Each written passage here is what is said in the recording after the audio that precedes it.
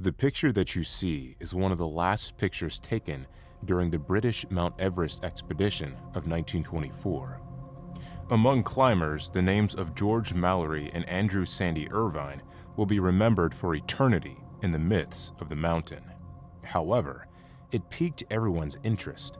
What happened during the 30th of June in the year 1924? Did these climbers reach the top of the mountain or not? Or did the mountain, in all its merciless glory, claim their lives before they could reach the top? This is the chilling mystery of Mallory and Irvine. It's the story of a death which still echoes in the mountains of the Himalayas. The year 1924 was a year of exploration. Everyone was pushing past the boundaries of imagination. George Mallory was one such man who had attempted Everest, and this time he and his team were sure they would be successful. The spirit of the age is captured in Mallory's now famous answer as to why he wanted to climb Mount Everest: because it's there. With him as his climbing partner was Andrew Irvine, a young man who was considered to be well-trained with the new techniques of oxygen equipment which was developed at that time and they thought would make their journey successful. Together, they made the ultimate attempt to conquer the summit of Everest. It was June 8, 1924, when Mallory and Irvine were last seen alive. Noel Odell, their other fellow climber, noticed via a momentary clearing through the clouds and saw two tiny dots of people climbing what he believed to be the second step, known to be part of the extremely hard-to-climb North Ridge of Everest. The two men appeared to be within striking distance of the summit, tantalizingly close to achieving what no human had ever done before. And then, without warning, they disappeared into the mist. The clouds closed in around them, and Odell's view was lost. Mallory and Irvine were never seen alive again. What happened next is still shrouded in controversy, thus making it one of the biggest controversies that are associated with mountaineering. Did they struggle further up, suffering from fatigue, freezing temperature and low oxygen, only to die on the way down? Or did something go horribly wrong to them before the top was even visible? The mountain did not let anyone go through this experience uncharted. The only observer to their fate was Everest. Day after day, the rescue was conducted, but Mallory and Irvine were lost in the boundless snowy desert. Since there were no remains, no evidence, and no explanations as to what might have happened to them, their case turned into a myth. This photo, which was taken by their team, depicts the area which they probably traversed till the time they were killed. A single line in the snow to continue further in hope for a positive end, up to the top. Was this trail good for them leading to victory, or did it take them to their downfall? The picture recreates the climate of solitude on the mountains, above where even the strongest can be brought to their knees by the sheer power of the mountain. This single set of footprints is a chilling reminder of how alone they were, marching onward into the unknown. Days turned to weeks without anyone hearing from the missing climbers. Thus, the 1924 British expedition was over, filled with sadness and doubts, and everyone supposed the climbers had fallen somewhere on the mountain or been killed by the severe climate. But again, there was nobody to give the world the confirmation that such people had died for sure. Did they, against all odds, reach the summit of Everest before meeting their tragic end? There were many hypotheses, but as time ran on, they had no ways to prove that, so the mystery grew deeper with time. This was an actual historical story that remained a mystery for 70 years. The climbers who attempted the summit in later years looked for any sign of the two lost mountaineers among the mountain ridges. Their names were as famous as the mountain itself, and with every new expedition, there was a hope that they'd be found one day. Every rock, every crevice held the potential to reveal the final resting place of Mallory and Irvine. The mountain, however, remained silent, keeping its deadly secrets well hidden. Then, in 1999, the American expedition led by Conrad Anker made a shocking discovery. On the desolate slopes of Everest, George Mallory's body was found. Lying with his face down on the snow, at which he was quite frozen and perfectly preserved by the thick layer of fresh ice, Mallory's arms were spread out, as if he had been attempting to break a fall. Although seeing his remains after almost 3/4 of a century was quite disturbing, as well as heartrending. After many years, he had been exposed to harsh weather conditions, and yet his body was rather well preserved, as if the mountain had mummified him. Lying close to Mallory's frozen body, the climbers discovered such items as handkerchiefs, watch, and goggles with monograms on them. But the most important item, the one that could have solved the mystery once and for all, was missing: his camera. Mallory and Irvine had taken with them a Kodak camera all the time. However, no camera or the body of Andrew Irvine was recovered from Everest. But even after the discovery of Mallory, this was far from being the end of the mystery. In 1933, an ice axe was found on the route at 27,750 feet. It had 3 nick marks on it, which was the characteristic mark Irvine was known to have put on some of his belongings. Apart from it, nothing related to Irvine has ever been found, despite many expeditions trying to locate the body of the missing man. It is said that his remains, along with the camera, is still buried somewhere in the upper slopes of Mount Everest. Over the years, climbers have reported seeing scattered remnants of old oxygen cylinders and equipment from the 1924 expedition, but no definitive trace of Irvine himself. Did he fall to his death? Was he buried by an avalanche? The answers remain elusive, as Everest continues to guard the final chapter of their story. There cannot be a better and effective lesson of how dangerous Everest is than the tragic tale of George Mallory and Andrew Irvine. To some people, it symbolizes the greatest test, the culmination of man's physical fitness. However, the mountain has no care for the dream and existence of those people who wish to conquer it. As to whether Mallory and Irvine got to the top first, it is now an open question that can never be answered. Whether Mallory and Irvine reached the summit first will likely never be known. What is certain, however, is that they became legends, not for their success, but for their disappearance into the heart of Everest's mysteries. In the early years of the 20th century, when the world was struggling to recover from the Great Depression, J.P. Morgan, with his financial empire controlling the world, and an unexpected photograph came out on the headlines. This picture depicts a scene which, in the first instance, may seem rather innocent. J.P. Morgan Jr., one of the richest men in the world, is presented relaxed on a chair with a woman in her 20s, Leah Graff, sitting on his lap. She flashes a smile at the group of photographers, but deep down there is so much more than what meets the eye. Behind her bright smile lies poverty, violation, grief, and despair. Leah Graff was not an ordinary woman. She was a performer, circus freak to be precise, who had been paraded in front of the audiences due to her dwarfism. Growing up in a world where individuals with differences were overlooked and commodified, Graff, for the most part, became a mere spectacle for the public's entertainment, a life that by today's standards feels disturbingly exploitative. But such practices were not rare back in the 1930s and 1940s. Lori Graff was performing in the Ringling Brothers and Barnum and Bailey Circus, which is the same establishment that celebrated the so-called freak shows, and turned physically challenged men and women into stars. Though it made them famous, but the fame came at a cost. J.P. Morgan Jr. was one of the wealthiest and most powerful Morgans in the country, who was depicted as rude in business issues, but wasn't averse to showing emotions in public. This photograph was taken in the framework of such a PR campaign, as a part of which Morgan tried to present himself as a man who has empathy, who was close to the common people. Still, in this case, the act which was captured on the photograph was rather questionable. Affection combined with exploitation.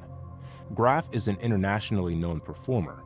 For Leah Graff, this moment in the spotlight, seemingly playful and innocent, would mark one of the last moments of her public success before her world would come crashing down.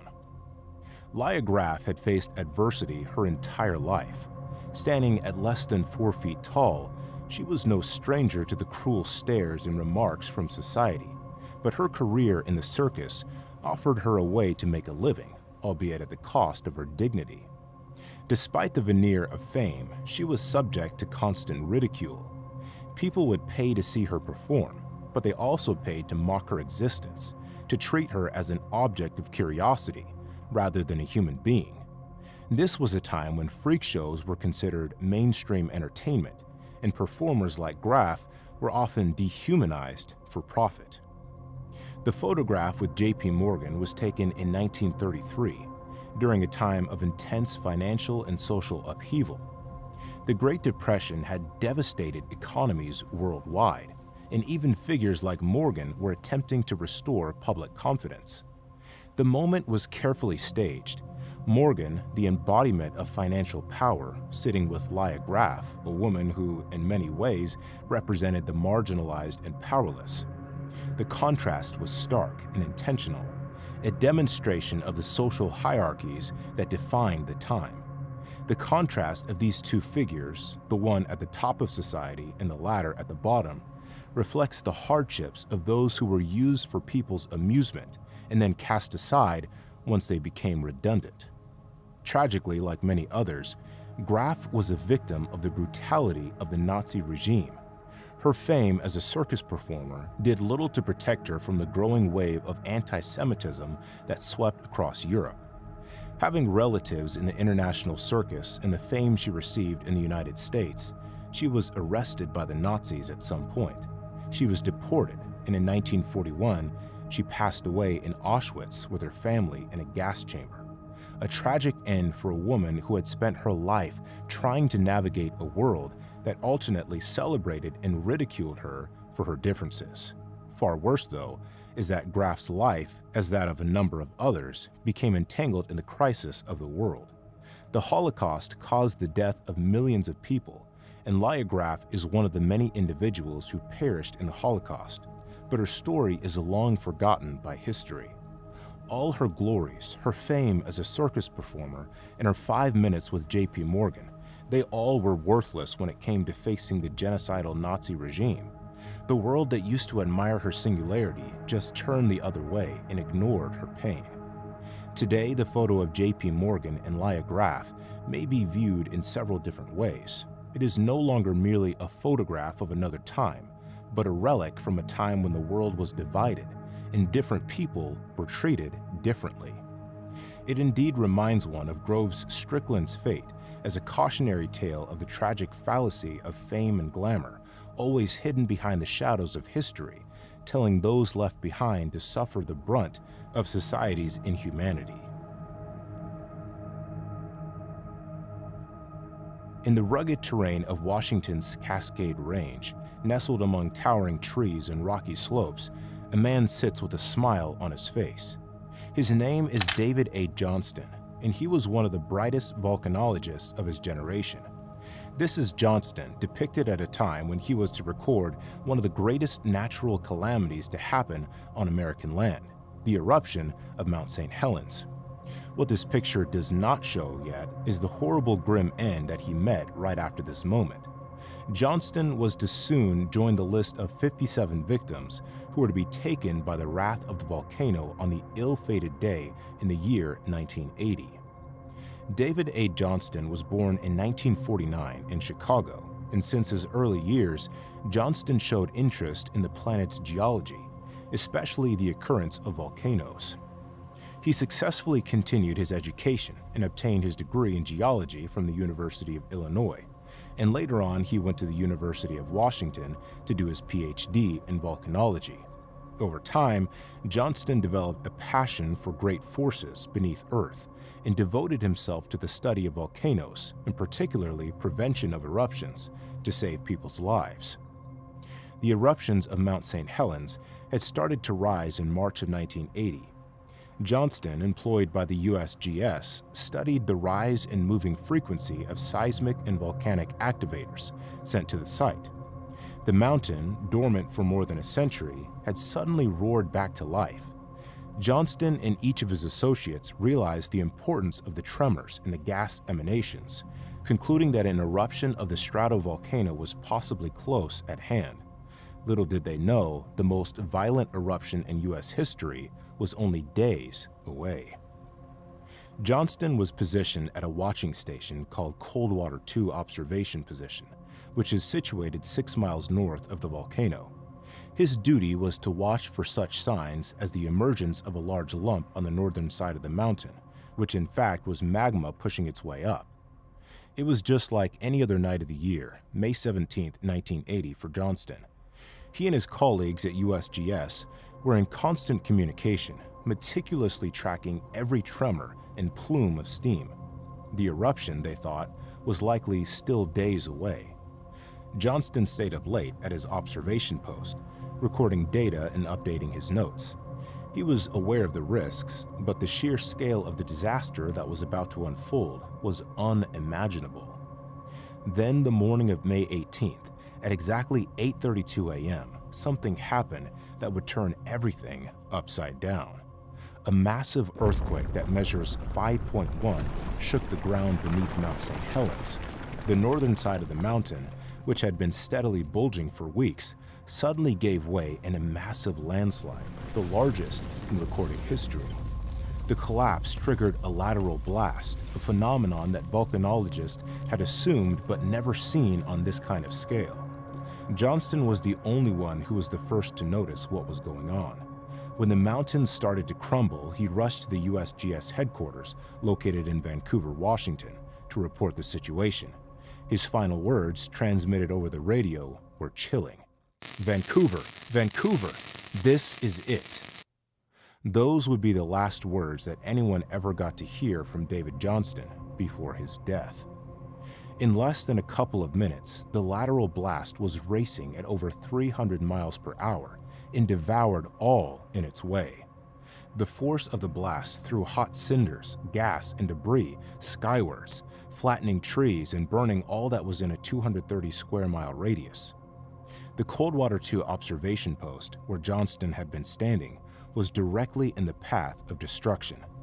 The blast was so powerful that it obliterated the landscape, reducing forests to matchsticks and sending plumes of ash and debris as high as 15 miles into the atmosphere.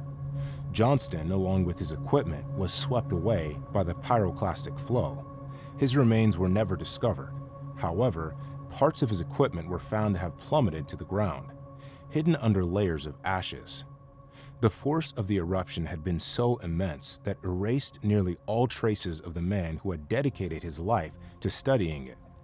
The loss of David Johnston was a big blow in society, particularly to the science community. He was so much more than just an expert in volcanology. He was one of nature's pioneers, one of the people who dedicated their entire lives and careers to studying and deciphering the mysteries of volcanic activity to protect others. His work prior to the eruption of Mount St. Helens helped shape the current methods of monitoring extinct volcanoes, and his learning has no doubt provided the source of preventing the loss of numerous lives in the years to come. That is where the tragedy of Johnston's narrative lies, not in his death, but it's in the sheer unpredictability and power of nature. Regardless, Johnston was as brilliant as could be, and the scientific community as ready as it could be. The eruption of Mount St. Helens proved that nature is still uncontrollable. Despite all the technology, data, and experience, Johnston and his colleagues were caught off guard by the sheer scale of the eruption. It was a humbling and terrifying realization. In the aftermath of the disaster, Johnston's name became synonymous with dedication and sacrifice in the face of unimaginable danger. The observation post where he spent his final moments was later renamed the Johnston Ridge Observatory in his honor. It stands as a testament not only to his work, but to the unpredictable and awe-inspiring power of the Earth itself. What makes David Johnston's story so terrifying is the contrast between what was happening beneath the surface of the Earth, an eruption, and what was occurring in the calm demeanor he had in the picture. In the picture where he sits on a folding chair with a smile on his face and a notebook in his hand, giving the impression of a man who is satisfied in what he's doing and least expectant of events that are soon to follow. For many, it serves as a reminder of the fleeting nature of life and how easily and often it can be taken from us. Today, while focusing on Johnston's great achievements, we should not forget about the lessons he provided us with. His work today is still helping people monitor active volcanoes all around the world, and his story is a history of people disregarding the force of nature.